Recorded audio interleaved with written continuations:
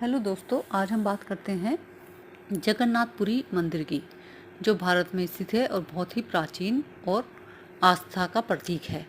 जी हाँ, जगन्नाथपुरी का जो मंदिर है उसमें भगवान जी की 3 मूर्तियां हैं। एक मूर्ति है श्री कृष्ण की, दूसरे हैं दाऊ उनके भाई और तीसरी सुभद्रा उनकी बहन।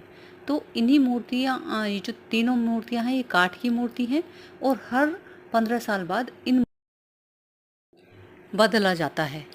कहते हैं कि इनमें से जो श्री कृष्ण की मूर्ति है जो काठ की बनी हुई है तो तीनों मूर्तियां काठ की, लेकिन जो कृष्ण की मूर्ति है उसमें एक लिक्विड जैसा, एक जिसे कहते हैं श्री कृष्ण का हृदय, यानी कि उनका जो है हार्ट, उसमें कहते हैं कि उस काठ की मूर्ति में कृष्ण जी का हार्ट रखा हुआ है। और जब वो हार्ट 15 साल बाद बदला जाता है, उस मूर्ति को बदला जाता है, तो वो जो हार्ट है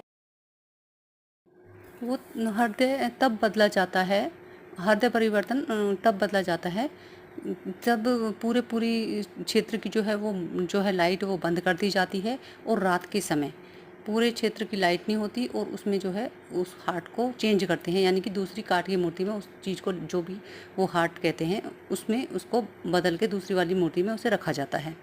अब ये कहा जाता है कि श्री कृष्ण की जब मृत्यु हुई तो उन्हें श्राप मिला था, गांधारी ने श्री कृष्ण को श्राप दिया था। ये उस वक्त की बात है जब युद्ध समाप्त हो चुका था और चारों तरफ लाशें ही लाशें पड़ी हुई थी। तो उस समय जो है गांधारी को भूख लगी, क्योंकि शरीर है उसे भूख लगेगी।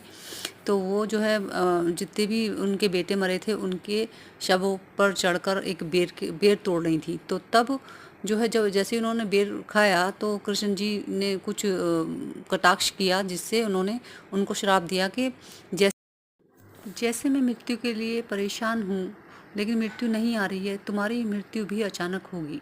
और इसी तरह से श्री कृष्ण की जब मृत्यु हुई, तीर लगने से हुई थी पैर में, तो तब जो है वो तीर उनके पैरों में लगा और उनकी मृत्यु हो गई। जब उनके शरीर को जलाया गया तो उनका जो पूरा शरीर जल गया था, लेकिन उनका जो हार्ट का हिस्सा था वो जला नहीं था, वो एक हार्ट था। और कहते हैं कि उन्हीं काठ की मूर्तियों में उस हार्ट को रखा गया है।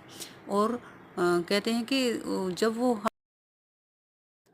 वो हार्डने एक डिवाइस है जो काठ की मूर्तियों में है। और श्री कृष्ण ब्रह्मांड में कहीं जाकर एक टाइम कैप्सूल में जाकर सो गए हैं और वो हजारों साल बाद जब जगेंगे तो उन्होंने अपने उपदेशों में भी कहा है कि जब जब पृथ्वी पर पाप बढ़ेगा मैं फिर से जन्म लूँगा। ऐसा ही कहा गया है या सुना जाता है। ये सत्य घटना है और बिल्कुल सच बात है। इसी के